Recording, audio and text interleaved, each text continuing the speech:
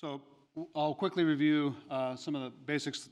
Some of that will be redundant with what Steve showed, but really I'm going to focus on the factors that determine outcome, and then more importantly, how those factors affect decisions and techniques for management. So posterior wall fractures, in Letournel's series, they accounted for nearly half of fractures had some sort of posterior wall involvement. Simple posterior wall fractures were about a quarter, and then you see them associated or in associated fracture patterns as well, the transverse and posterior column fractures that may have a posterior wall component. These are typically caused by axial load to the femur while in a sitting position, the exact fracture pattern determined by the degree of flexion, rotation, bone density, all sorts of other factors. But you can see why the posterior wall is so commonly involved. So these are theoretically a very simple fracture pattern, easy to understand, more so than some of the other fracture patterns like the ones you saw Steve recently diagramming. They're operated through, these fractures at least, through a fairly familiar operative approach to everyone, the posterior approach to the hip. So you might think that fractures like this would do well, but they don't. So this is data from Joel Mata's classic series 1996. 100% of these cases had anatomic reductions. That's always thought to be one of the most important factors determining outcome as to have fracture fixation. But in the same paper, these same fractures actually had the highest proportion of poor outcomes, nearly 1 out of 3. So there's a paradox there. So imaging, Steve already talked about this, and I agree completely. I show this x-ray to all our residents. We make sure they understand all the lines, and this is an example of a AP pelvis x-ray, and if you glance at it quickly, you may not recognize the pathology, but if you really go through systematically all those lines you should see, you'll notice that the posterior wall is a little bit off on the left, at least, not the same as the normal posterior wall on the right. So it's really important to understand these radiographic lines, I think. And I show these slides to our residents so they can see what you're, with a 3D CT, a little bit better what the Judet views are showing. So the iliac oblique, you see the anterior wall posterior column opposite on the obturator oblique. And for posterior wall fractures, these are the images that you'll identify the fracture on, and also the hip congruity.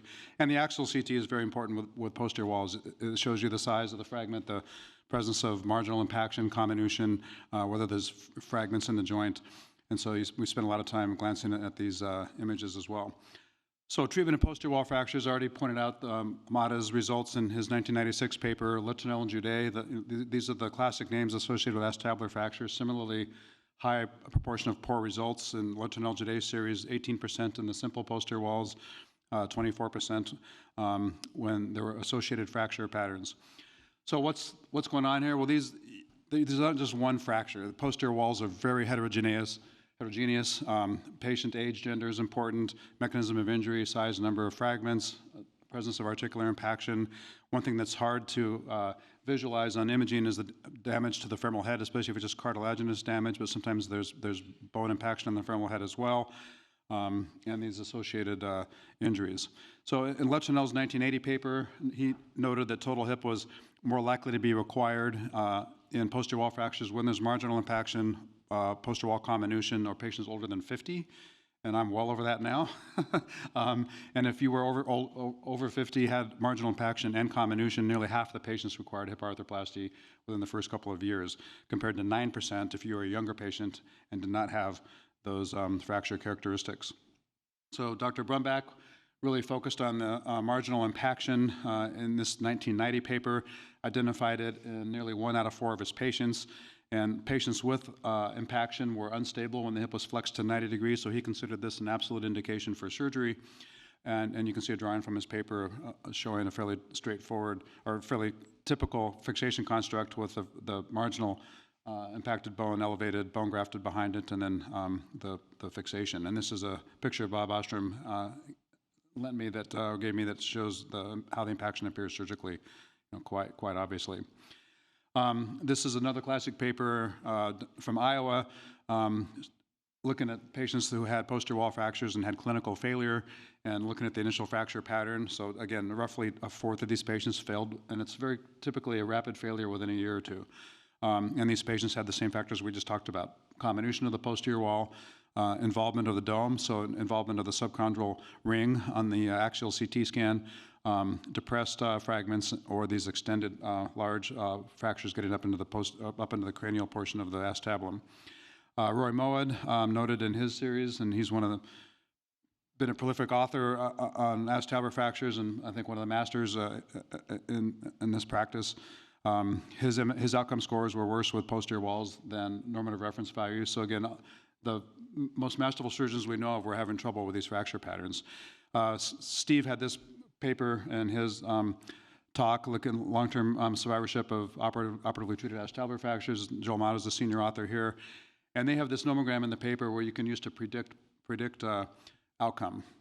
And it highlights the things that we've been talking about already, and this is kind of how you might use this. So just think of a very typical 70-year-old who has a posterior wall fracture, has a femoral head lesion, and some marginal impaction of the acetabulum. Well, if you use this nomogram where you add up the points for the various factors, this patient will get 100 points for their age, 27 points for the posterior wall, 55 points for a femoral head cartilage lesion, and 41 points for the marginal impaction. So you add that up, and it's 223 points, and that points to a 40% risk of total hip in just a couple of years. So this is kind of how you use this, and shows you how poor the outcomes are in these lesions, especially in the elderly.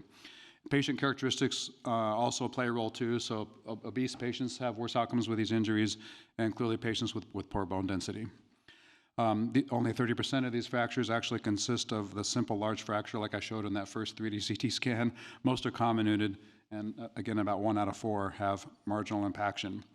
So what does this mean? When you're fixing these fractures surgically, first of all, if you're going to repair them, you have to understand how to identify and deal with the marginal impaction and provide stable fixation. And you need to recognize when the prognosis is poor. And again, as Steve already said, then especially in the middle-aged older patient, a primary total hip is a reasonable alternative. Surgical technique, just real quickly, there's a couple papers from Roy Moed that really describes well how you elevate the marginal impaction. Roy popularized a sort of 2-level technique where you have the wall fragment removed, you look at the articular impaction, you elevate it using the femoral head as a template, you bone graft behind it. You can use either K-wires that you would cut off, that's what Roy used to show, and then this shows small subchondral screws, and then you put the wall back, and then your posterior wall fixation. This is another excellent paper I'd refer any of you to for a very detailed description of the entire surgical technique for fixing posterior wall fractures, but this shows lag screw fixation when the posterior wall fragment is large enough, and then the plate fixation that's contoured small fragment plate along the posterior wall. I like to under-contour the plate where that arrow is in the middle photo. Then as you push the cranial part of the plate down, that really pushes the plate has really got pressure on the wall to hold it in place. You can see on the right, on the iliac oblique view, especially a small spring plate that can be used if there's some comminution of the wall that you want to hold in place. So at Hennepin, a couple of years ago, we looked at all the patients that Dave Topham and I had taken care of since 1993, and we found 56 patients that we had fixed at our institution and went on to get total hip replacements. There were probably more that had their hip replacements also were lost to follow-up, but these were the fracture patterns that you see. So just like I already said, posterior walls were prominent among this group, and basically 33 of the 56 fractures had some sort of posterior wall involvement that went on to total hips.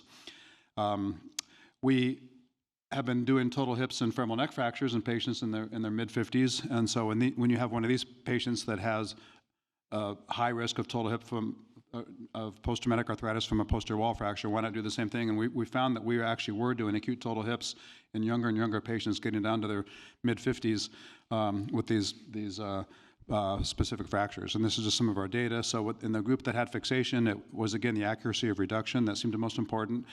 When you compared the acute total hips to the fixation groups, so the survivorship was best in the total hip, not surprisingly. And you can also see in the lower right that the outcome scores clustered much more towards the good scores in the acute arthroplasty versus with fixation when the scores were sort of all over the map. So posterior wall fractures do not all do well. The vast majority are successfully treated successfully with internal fixations, same as Steve said, and that's with careful attention to surgical technique and understanding how to mitigate these poor prognostic factors. And in the elderly and maybe even late middle-aged patients, these are probably best treated with, and I should say early total hip, not early ORIF. Didn't notice that until now. Thank you.